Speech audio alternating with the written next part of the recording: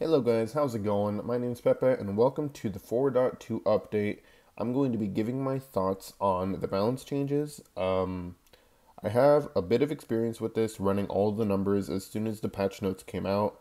Um, and the reason I run the numbers is because obviously it impacts the state of the game for all the heroes, and I just go through theory concepts on how it affects the heroes themselves. I've been pretty spot on in a few patches so far and how I apply them to tribe. Although I would say that the items are probably the most important changes here. I know a lot of people are freaking out about that. And so I just wanted to give you some general discussion on how this is going to work out.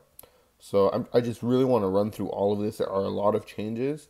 I did a lot of the breakdown on my own, including the numbers. So I hope that majority of this is just going to be not necessarily factual, but I'm going to be very confident on my opinion. And then from there, it's all open to discussion.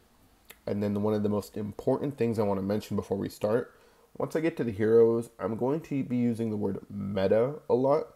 Meta does not mean that it's the only hero to play. If I say, oh, this hero probably won't be meta, it means you can still play them, but you probably won't have a higher chance of winning than a hero that is meta. So if I say Celeste is probably not going to be top tier meta right there, then you can still play her comfortably. You can still win games. Don't be discouraged from playing anyone. I'm a firm believer that you can literally play anyone anywhere as long as you play to your win condition, and then you'll win. You can do fine. You can probably climb up as far as you can. That's why there are one tricks for CP Saw or Weapon Power Saw even, or just CP Rona, anything. Play to your win condition, and then you have a high chance of winning. Anyways, let's get on from there. 5v5 meta. River flow move speed bonus down by 0.3, significant for rotations that stem from the mid lane and going up. I'm pretty sure it just gives it one direction though, but either way, it stems from the mid lane. That means you have a lot more time to buy yourself. 0.3 is probably like a boots, tier 1 boots change, basically like from not having it on to having it on.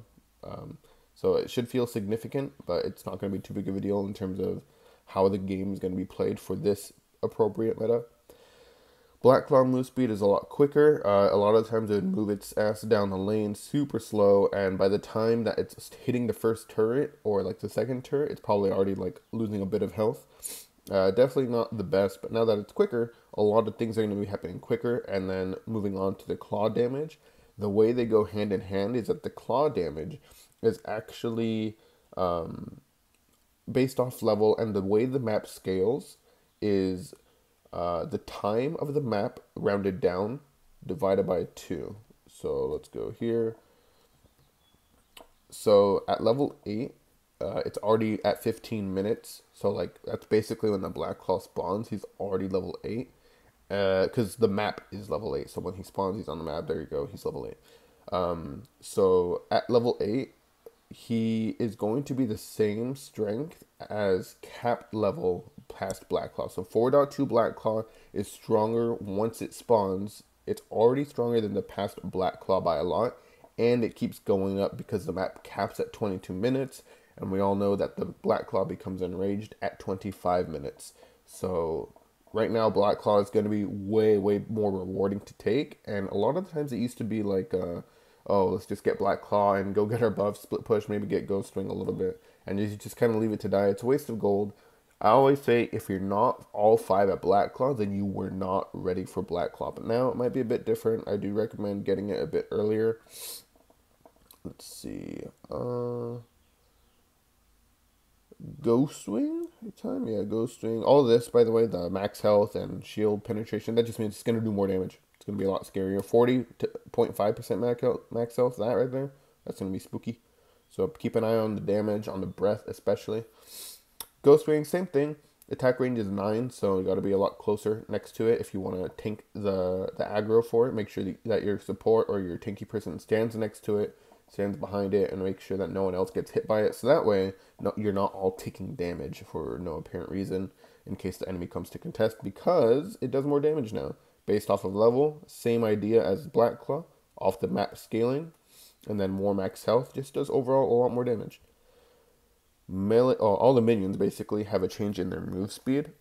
This affects the early game a decent amount because it's a lot slower early game. so it's going to take a bit more time to get to your to the middle of your wave. So that might buy you a good amount of time to actually go back to base before 5 minutes before the shop comes out. But yeah, so if you go back to base in 4.1, you kind of get punished because your turret's automatically going to get attacked or pushed on.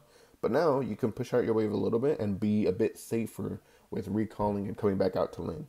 And then the attack range is probably the bigger change because there's a small, like, it's not a bug, but the way the minions interact, like, if you get it to a sweet spot, you as the enemy or like as the person that is trying to hit the turret, you can't hit it because your minions are like barely outside the range of the turret. So your minions aren't tanking. And so like you can't get free damage onto the turret. You have to kill all the enemy minions that are in front of you. It's super annoying. This fixes a majority of the situations, but I do think from what I saw that it'll still happen occasionally. So unless you've experienced that every single day, it's not a big problem for you, but now it's a lot better. 4.6 move speed. Waves are going to be crashing a lot quicker, and you can slow push and fast push them a lot quicker late game. Hero movement speed. This is essentially just going to be like, how do I say? It makes it so the skill shots are easier to dodge by a little bit, and the rotations take. It's gonna sound funny, a bit slower. The rotations are gonna be like. Keep in mind that the river speed was 0.3, so rotating from river is gonna feel the same, compared to what it was, but since everyone's quick already, like it's actually slower if you're thinking about it in this upcoming patch. So everyone just gets changed relatively by like 3 or 4 each, respective to their roles, what they do, who they are. So it's not too big of a deal. I do want to say that skill shots are going to be a tiny bit harder to land, easier to dodge, same thing, because the distance and the time it takes for them to travel is a lot harder. But keep in mind that people like Celeste actually benefit from this because she comes from like she's not tossing out her skill shots, they come from the sky. I don't want to overcomplicate it, but they come from the sky and they're a lot easier to hit or harder to predict, obviously. So you can still move out of it, but it's going to be a lot harder to move around to Celeste. I do think that because of that, she will be pretty good for the beginning of the patch until obviously people figure out what is best. I'm skipping all of it. Hero balance changes. Adagio down from 6.7 to 6.0. Lower the range. He still has pretty high range, but obviously he's not going to be a lane bully anymore. You can trade with him. Finally, I think this is a really good change.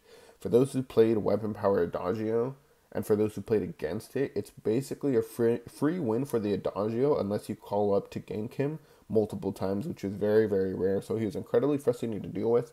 A lot of the times he was just kind of like, you know what, just leave that lane alone. Adagio wins. It's fine. Let's go do something else. He has counters like everyone else, but it was just incredibly frustrating to play against. So the range helps a good amount. And then the Gift of Fire helps out his CP path, a bit more healing per second. That's good for his support path. Agent of Wrath, that's going to be less stacks, so that ruins his weapon power path. A lot of the weapon power Adagio came from this early game. All these stacks, people would build attack speed so you can get that much damage off. It was a lot of damage to have. It was CP based, so that's why he was early game, because all that early game CP damage really does a lot onto someone. And then later on, you don't have that, so that's why Adagio falls off late game. And with the number of stacks you have now reducing, it makes weapon power Adagio that much less of a problem in the early game. And as a whole, it's kind of bad because even CP Adagio can't take advantage of it to give to his teammates, and even support Adagio doesn't give his teammates that much buff. So kind of weird. But more stun on his ult and less base damage. It's a bit rough. I would say that this is forcing him into a support path without benefiting his support really very much. So I would say he's pretty okay. I definitely wouldn't recommend him playing him bot lane anymore. I think there are better heroes that you will see. But if you liked him for his mechanics, I think a majority of his prowess from bot lane is now gone, especially since he doesn't do that well with weapon power. He has a low base damage, so... But teach your own, play whatever you want. I just don't recommend him. Alpha, this helps her stay in. Like the late game, it's a 1 second difference, but if you look at the early game, the 11 down to 8, that's 3 seconds. That's a lot of seconds. Like, I would say that brings her to a healthier state that allows her to do a bit more during the early game without being punished. Like, if you use your A ability to gank and lane, and you'll basically be keeping it at level 1 for quite a while. But if you use it to gank, and you miss it, then you can still stick around for at least one more shot before it's considered like either wasting time or just taking too much time. Anka no longer deals reduced damage to lane minions for the Dance of Blades. That's her B ability. I'm 100% sure that's her B ability. That's good. That's good for her laning phase. That helps her clear minions faster, and especially late game. I actually think she can be a split push monster now because of the reduced damage being gone. So keep an eye out for her. Top lane, she's already hard to play, but with that, should be a bit easier. I would say that if you're already good at her, then play her. If not, please practice her a lot. I think she can be pretty decent in top lane because you're kind of welcoming the turret in already, and you can clear it quicker once you hit like level 4 or level 5 with your B ability. But first 2 levels are still going to be a pain in the ass here. Short range, not too much burst, but definitely slippery. So if you can survive up to level 6, you'll be just fine, if not better than last time. Catherine, duration on her stun lowered in the early game, and then same, I guess 3 to 4 in late game. It's a bit rough. I don't think she was anywhere like in a bad spot. I wouldn't really call this like a hard nerf. I would just say you have to know when you're stunning, and it kind of gives it away because with those 3 seconds, you kind of already want to move towards your target. You can't really surprise them from a big distance and then run in, so you kind of have to already be moving. So it kind of messes up that interaction of like keeping your stun a surprise. Kind of sad, but she still gets it at level 5. So max that first on support, and then you'll be fine. Celeste, the favorite for a lot of people. Energy cost higher on her Heliogenesis. Impact lower. Nova damage lower. Crystal ratio lower. Notice I said lower 3 times. That's really, really rough onto her. And the energy cost is higher. So everything is just happening that's like lower and slower. So like I would say that, well, without context of looking at all the changes, I would say she definitely got nerfed. We'll have to see how all the other mages play out. Again, just because she might not be meta doesn't mean you can't play her with success. So just understand what your damage is, and you change your laning phase according. So if her A ability is nerfed, and that's a majority of your laning phase, you have to rethink how you want to play it. And if you really need the blue buff, you better ask your jungler for that, because if you tend to spam your A ability for clear, now you have to weave in a lot more auto attacks for the clear, so it messes up your positioning a little bit, and you have to be a lot more active in order to be successful on Celeste. So keep that in mind with how that works with your ability. Flicker.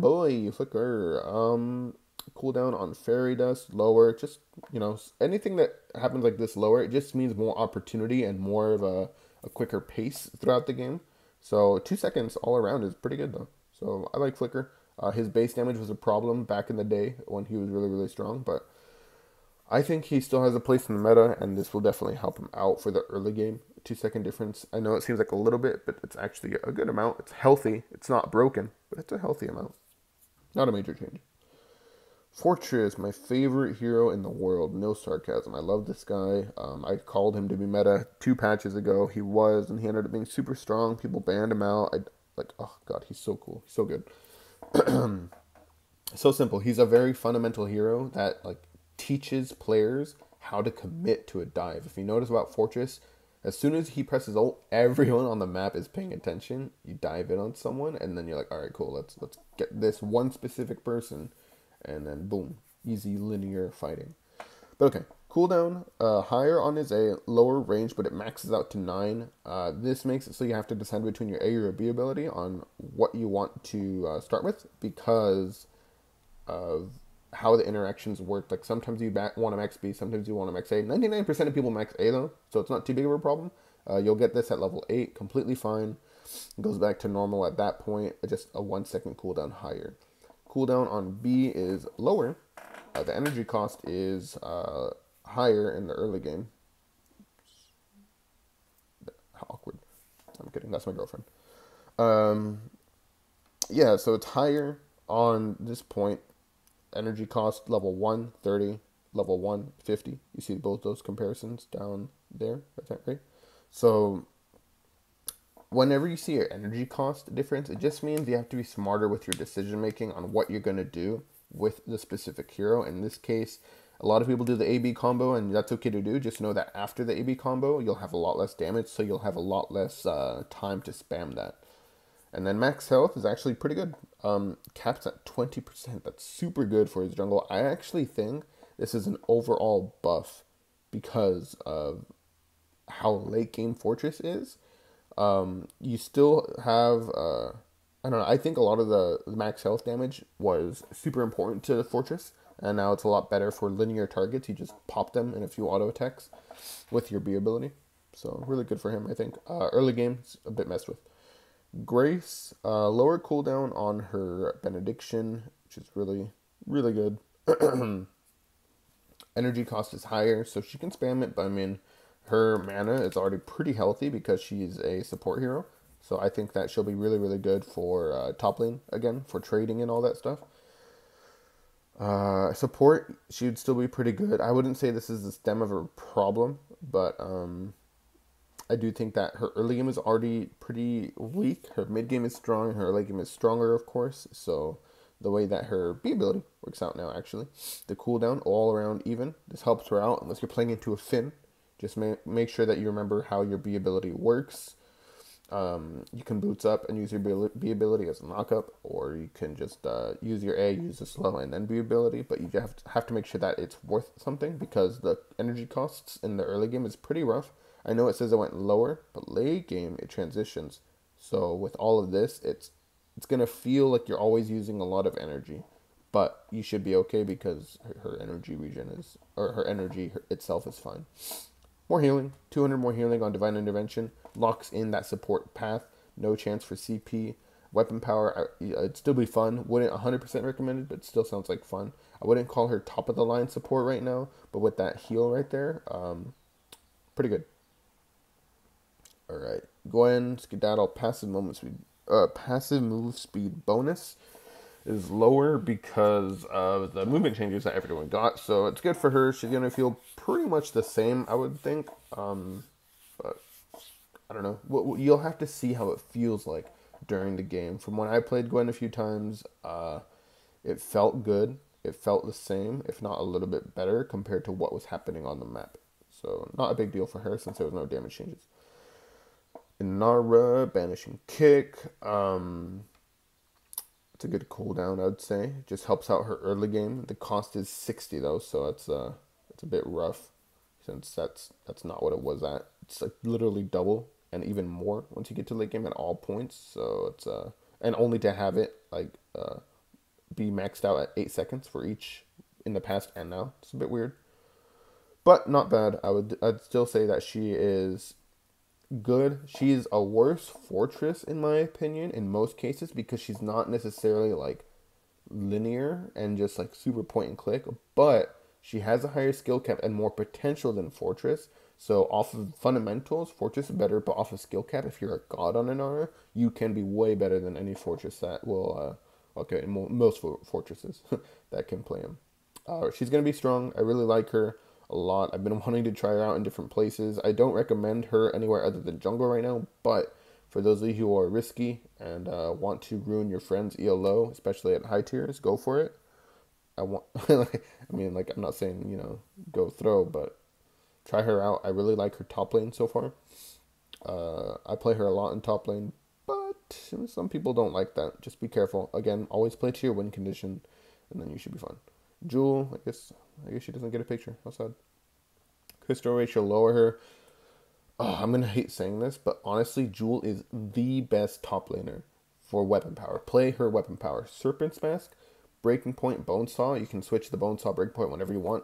That is literally going to kill everyone. I played it a lot with Hammy. He originally brought up the idea to me of like what would be the best build for her because obviously they took out her critical chance on her B ability. So we had to figure out like what can we do like when we hit World. CP was the better one back then. Just felt better, team fought better because of how broken it was. But weapon power still was very, very strong.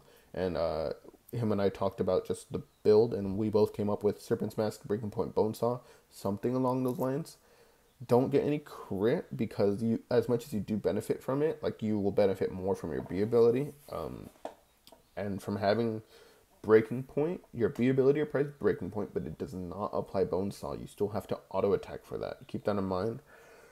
Because passive, or not, sorry, attack speed actually lowers the cooldown on your B ability, and a lot of people don't know that. So her B ability comes up a lot on Weapon Power Jewel, and she still has a high weapon ratio for it. So I'm really gonna regret saying this, but top tier, top of the line, you literally clap anyone in lane. I don't know if you saw my Jewel video, but go watch that on how to trade. But my God, she is amazing, and I think she's going to be the best hero in top lane.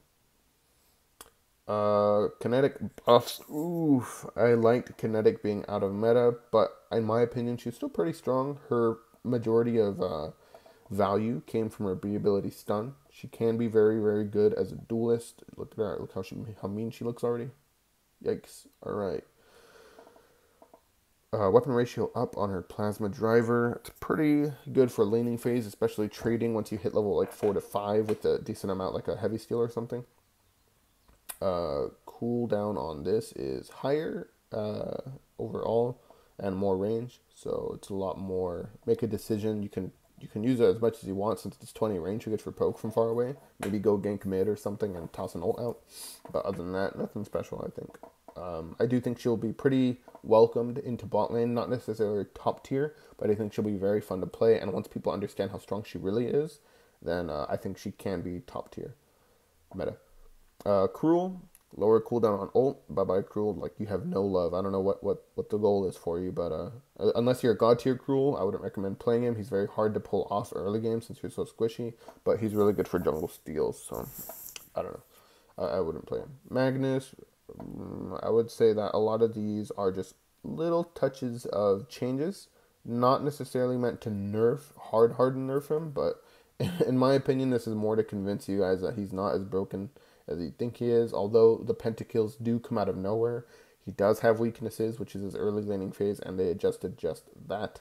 And his level 6 spike too with the Seraphic Flare cooldown. The damage got lowered by 52 at all levels, so I don't think he's still gonna be strong, but I don't think he's as big of this problem as most people make him out to be, especially in mid tiers. High tiers, he still can be.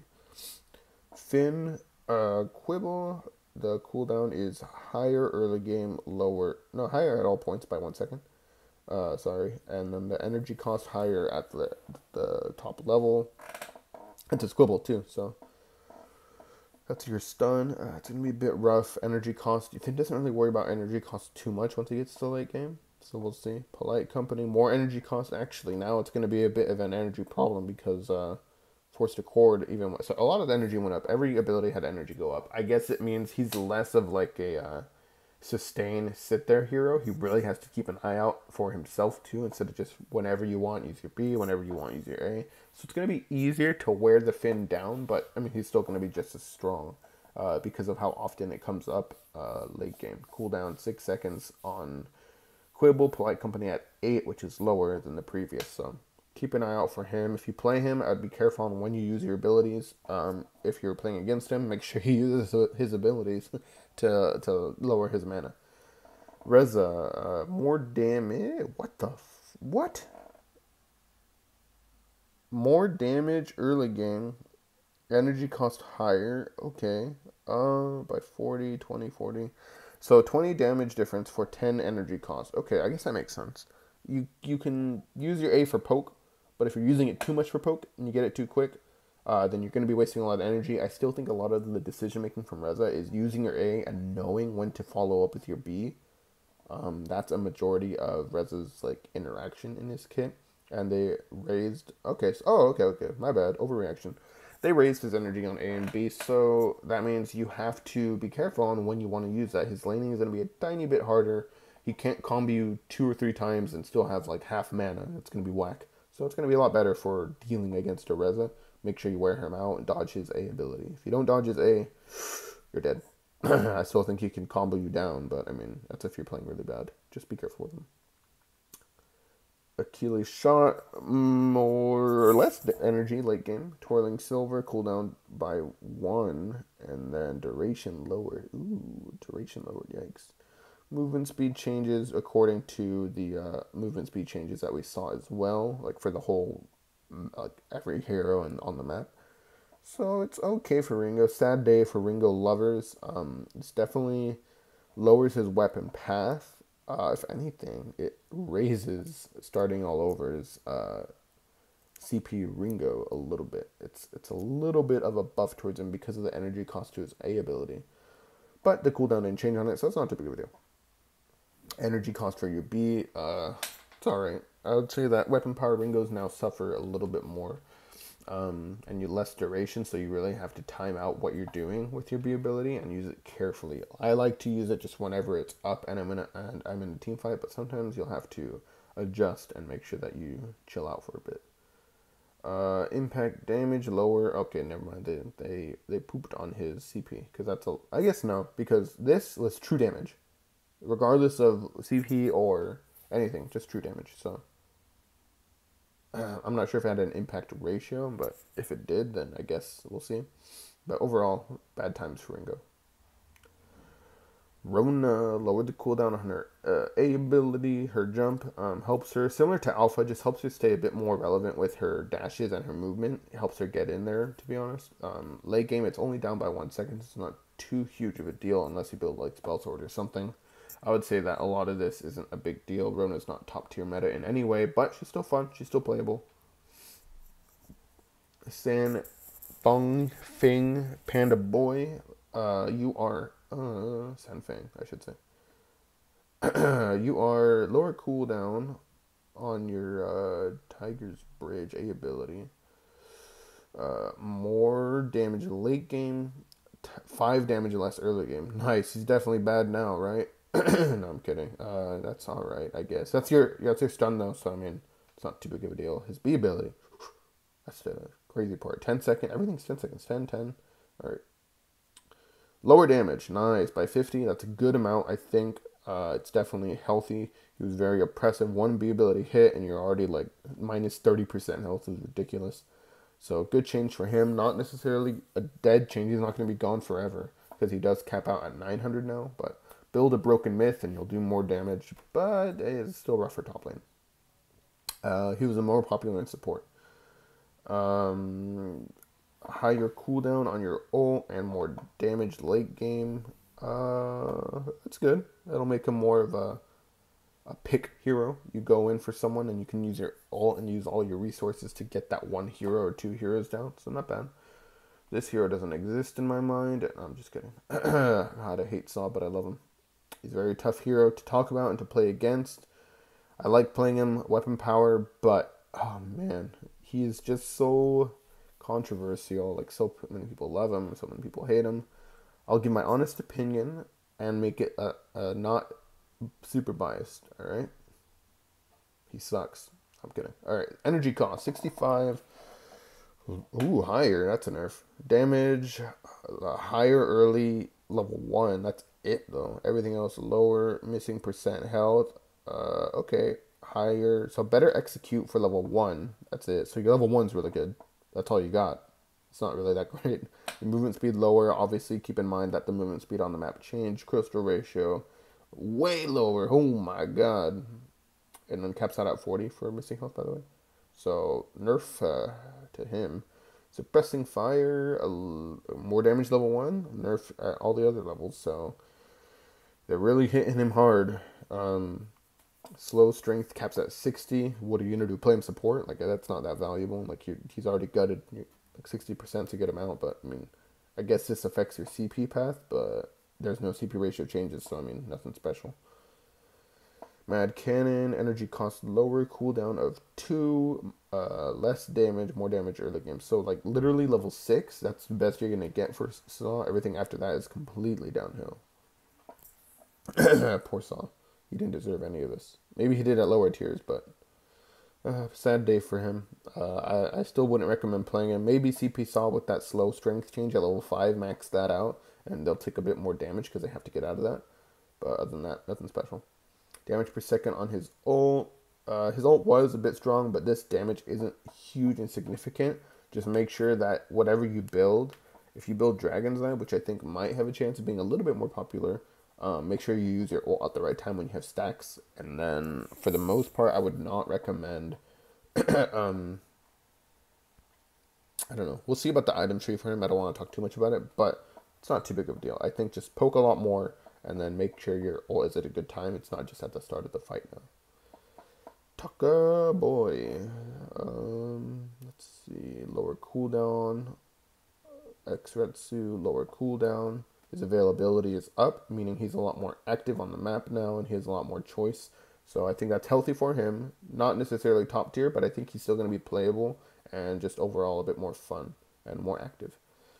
Come at me cooldown, 10 to 4.5, 10 to 6. I think that's his passive, his shield. So less barrier, apparently. Jawbreaker, let's see. 12 seconds at all levels. Energy cost is higher early, less late. Empowered duration, 8 to 4. So you really got to go in for that stun, apparently.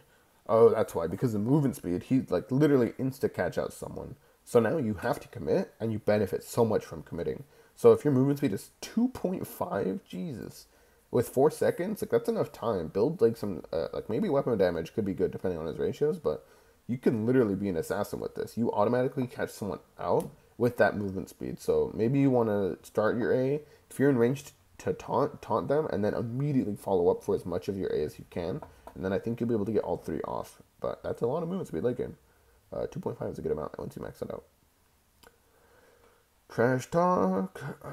Let's see. More energy overall. The taunt duration is higher by 0.4 at all levels. That's a good amount. Weapon ratio higher. Ooh, okay. So his weapon path is going to be a tiny bit better to build him. So Serpent's Mask and something else. I don't know, whatever you want. I would say Breaking Point and then Full Tank maybe. We'll see. He's definitely fun to play. So someone like Maxman is going to have a lot of fun playing him. Weapon power. What the? Weapon power ratio. Nice. Yeah, he benefits now. That's cool. Good job. I like the slot. I think he's going to be really, really good for jungle. It's going to be a bit rough because everyone takes your jungle, but he's still really good. Maybe top lane. Maybe if you're playing him to a short range matchup, not a long ranged. Or a mage. Don't play him into a mage. But overall, that's pretty good. Knockback distance is shorter per level now. And then caps out at 18. That's good for him. Nice. This is pretty cool changes overall for Tony. I like where they're going with him. And yeah, that's going to be very fun. Cooldown lowered by 1 second. He's still a lot of energy. No CP changes. So CP Vox for sure. Weapon power is poop. I played him a lot. He's just poop. You can play him. You can try him out. You're not going to have like that hard of a time. But definitely snowball early game or else you're poop on Weapon Power Vox. Cooldown on his A. Dude, I'm so bad at gates. Oh god. I played a tournament and missed a lot of my hooks. Big sad. Alright, so cooldown is higher, early game. Energy cost higher, deals with his oppression. That's really, really good. Okay, quick note on Yates. If you play against a Yates, you do not need to pick Finn to counter him. He does counter him, but if Finn isn't strong, especially with this patch, how Finn got a tiny bit touched, you don't have to play him. Don't feel pressured to play him. You can literally play anyone you want. Just position better. Don't use Finn as a crutch. Your mid laner needs to be good enough to dodge all of the hooks. Unless you're in tier 10 gold when you're playing against god tier support, and most of them don't even play anymore, but like Gabe Vizzle always lands a hook. There are no Yates players in like above tier 10 that know how to hook consistently through minions in the early laning phase. And this punishes its early laning phase. So if people pick Yates, it's not bad. It's not the end of the world. He's like a super pick-oriented person, so if he's not getting picks, he's not going to work. Just team fight around him once you get later on. Establish vision ahead of time. Boom. He's insta-useless. You'll know where he's at. Ooh, items now. Dude, this is going to be so long, but I'll make sure to have a timestamp for items change, so wherever this is in the video, welcome. Aegis, 200 more gold, a cooldown from 45 to 60. This is going to be impacted later by Reflex Block. We're going to talk about this in detail because people are freaking out about Reflex Block right now. But more money, keep this in mind. Atlas Pauldron, less money. Welcome tankier people. Build Atlas Pauldron. 50 gold's not too much, but definitely more incentive, a little bit more. Book of Eulogies, melee heroes, welcome back. 5 per is not huge, but it's definitely really, really healthy for someone that plays Rona or Tony Top or something, or even Anka if you want to sustain a little bit more. Per wave, that means you can get 120 healing per wave because, 4 minions, 30 times 4, 120. 25 times 4, it's 100. So 20 health difference. It's really, really good. If you start like Oakheart and Book of Eulogies, your overall sustain and tanky. Breaking point, time before decay is 3 seconds now. It's going to buy you a little bit more time to kind of fall back, reposition, and then come back into the fight for those. Some people think this is going to be a tanky meta. I don't know about that just yet. I wouldn't bank on that, but breaking point would help out a lot for a tinky meta. Capacitor plate, less cost, more health, and then the proc cooldown. Cooldown's higher. Okay, so when you heal someone and everything that they benefit from it, it's higher cooldown. But I mean, I think that someone like Lyra wouldn't be too much of a problem for that. Someone like Grace, it might be. Where if you're a single target heal, problem. A widespread heal, no problem. Which is basically just Lyra, I think. Finn has a widespread capacitor plate with his B ability though, so he's another one. Celestial Shroud, minus 3 hundos. That's pretty good. Definitely really good against the mages right now, with skill shots already being like a bit easier to dodge. And now with this too, boom, incentivizing for tanky people. Maybe buying this instead of reflux block. Who knows? Fountain, minus 300. Supports weren't getting too much gold. Most of them don't know where to be, when to be there, and what time to be there or how to get there appropriately, I mean. So that loses out on a lot of the gold that you get on the map. And so a lot of them kind of just got screwed over. So this helps you buy that item earlier. Team fights can happen earlier, but they don't need to. So keep that in mind. I would say this is really, really, really good. Keep all this in mind for all the tinky items, okay? Being changed and cost value of them going higher. Or lower, I mean. Halcyon Chargers, lower cost. What? People already bought that first item. It was so good. Well, now it's still good.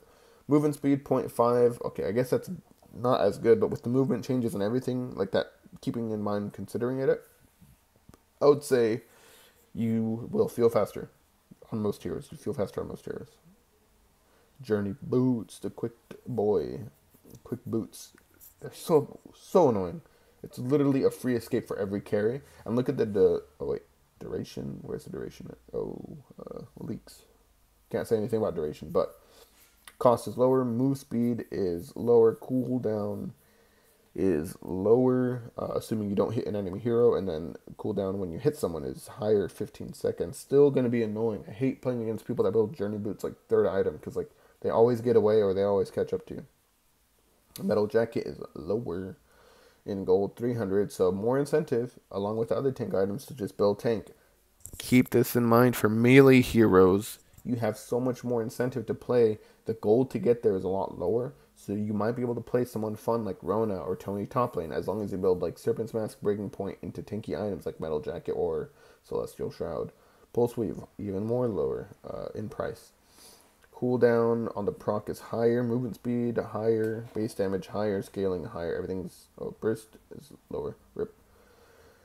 So overall healthy change for Pulse Weave, even lower gold, a bit more of the productive output on everything else, your move speed, the damage per second, all that, good for split pushing, so benefits to that. Reflex block, oh, people freak out about this so much, 75 seconds to 120, it's... Reflex block as an item, you're so lucky to have it in this game because it's a getaway free card. Like, you can position poorly and have an excuse to have a reflex block because of the CC, where in other games you just have to position well from the start. You get away with so much more in Vainglory because you're able to just walk up, eat that Catherine stun, run past, and one-shot a carry. But now you actually have to keep in mind for the people in front of you, like the supports or the bruisers that are chasing you. For the supports or like anyone that has like, not support, sorry, for like a Koshka, like this is really good for you because if someone sticks onto their reflex block for a majority of the game, you can burn your ult once and you'll know that your ult will be coming up faster than their reflex block now, or like way longer of amount of time. So this is indirect buffs to other heroes that have a form of CC that is reliable and short cooldown. Glaive, Baptiste, anyone like that buys you even more time. 45 seconds, right? Yeah, 45 is a good amount of time to do something off of. So keep that like that's it's so important for all you carries that think like, oh my god, this is so bad. Like you have to position smarter. You have to know how to team fight now, and you have to know where to be and when to be there when you're pushing out a side wave and not like trying to not get caught out. I think this is a very, very healthy change and will help out a lot of people to learn Vainglory at a higher level. I think a lot of this is very just like very kid stuff. Even tier 10 silver players play like complete garbage in terms of like team fighting. They get away with so much. I mean, I'm not that good, sure, but like positioning just needs to be better overall from everyone. Rook's Decree, lower cost, more health. Rook's Decree health going up, along with Capacitor's health going up, and Pulse Weave, I think, Pulse Weave... Nope, nothing for you. But they all indirectly help out Pulse Weave, because the Pulse Weave scales off of it, scaling 6.25 to 7.5 off of the health. It's really good for Pulse Weave. So because they have more health, it's going to be overall better for them too. Slumbering Husk, trigger effect duration. You're going to eat more damage. You're going to be able to take more damage without taking a lot of damage, if that makes sense, because of the trigger effect duration. Now being up a whole second, that's a good amount of time at 200 less gold. Really, really healthy. Could be paired with an Aegis for maximum tankiness output for 3 damage carry heroes with boots. Sucks for all you mages though, because most of you need to go 4 damage item. Unless you build like Dragon's Eye, Spellfire, Clockwork, but even then it's a bit rough for you. Spellfire, this is a fun one. The damage based off a level, early game, you'll see a nerf on the base damage. Crystal ratio is higher. Whenever you see this inverse thing happening of lower base, more crystal ratio, it just means early game, not that great. Late game, even better. Let's see what I can find. Where did I do the math? Here. I'll just take a second to look at this. It looks complicated, but the scaling in 4.1 was 25 to 80. So you start at 25, then 5 per level. So at level 5, you have 45 base burning, and then from there you apply your ratio, then you come out with 105 burning total at level 5, which is the most common level that you buy Spellfire. 4.2, all the math, you're at 91 now. So that's 14 less damage, and then it's inverse now, so meaning your base is lower, but your scaling is higher. So once you hit level 12, that's probably going to be the point where you reach like the even, like where it pays off even more and outscales the old Spellfire. So I think the Spellfire might not want to do it first item, maybe Shatterglass or something, but I do think that Spellfire later on in the game just becomes that much more valuable. Sprint Boots, there we go. That's the duration. 2 to 3. Sprint movement speed 3.9 to 3.0. This is heavy. You can still catch up to someone if you have a higher move speed than them, but the sprint duration takes longer, so it's more of a repositioning tool than a just going away and not getting caught out tool. Unless you have journey boots, then yeah, you're gonna get away and not get caught. The way this interacts with the movement speed on the map already, I would say that boots are a must-buy item early game, because it just produces so much that that is available. It's going to be better than a reflex block for the gold value that it brings of level 1 boots.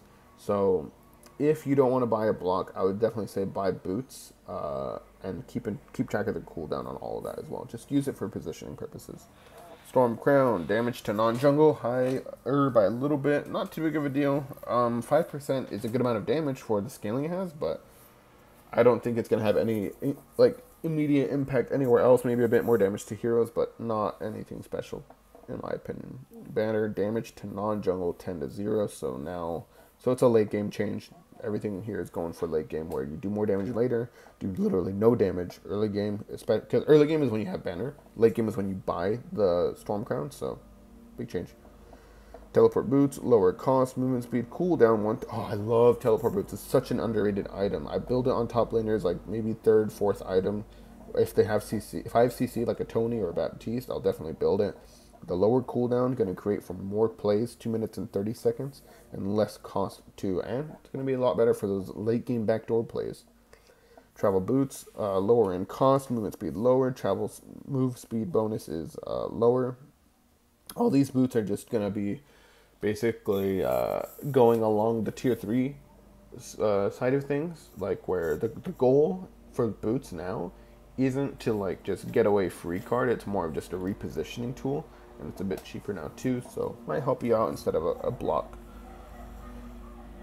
Tyrant's Monocle with a weapon power of 60 now. I would say that better for crit. Maybe double Tyrant's builds are going to be good now, but I still think Tornado Trigger as a whole, the item is a little bit on the rough side. So Breaking Point is just so good right now compared to Tyrant's and Tornado Trigger. But if you're building a 3 damage carry, maybe like Serpent's Mask, Tornado Trigger, Tyrant's Monocle can be good on like a Black Feather Arona. Keep those because they obviously benefit from crit as well. War Treads lower, and wow, we're done. Oh, okay. So War Treads lower in cost, movement speed lower. I wonder if that affects the movement speed you give to your teammates, but oh well. Patch review in a long shot, like for this whole review, I would say don't freak out about the reflex block change. Like everyone is just like so scared, like oh my god, carries are gone, tanks are the new meta, and a lot of the opportunity is just not going to be there. How will I solo carry? How will I 1v9 if I'm going to be getting caught out? Well, first, play smarter, don't get caught out, and make sure that you're understanding how to team fight and where to position. Position away from the crowd control. Wait till the crowd control is used, then go in. And just make sure you understand that at a very, very high level if you want to be successful. I would say that you should buy your Aegis quicker, so your block comes up quicker. Because right now the reflex block is at like a 120, where an Aegis is at 60, so literally half. Yes, you have to buy it out, but you buy it with, like, you'll get tankier. So if you go like Sorrowblade, Breaking Point, get your Aegis next, so that way you can at least live during the fights, you know? Yeah, I hope that captures all of the questions. I'm not sure there was much else to do. But if you guys have any further questions, I will be in the comments for quite a while. I hang out, like I get notifications on my phone. If I don't reply, maybe I was busy at that moment, but I will end up replying. So please like, subscribe, and I'll see you guys next time.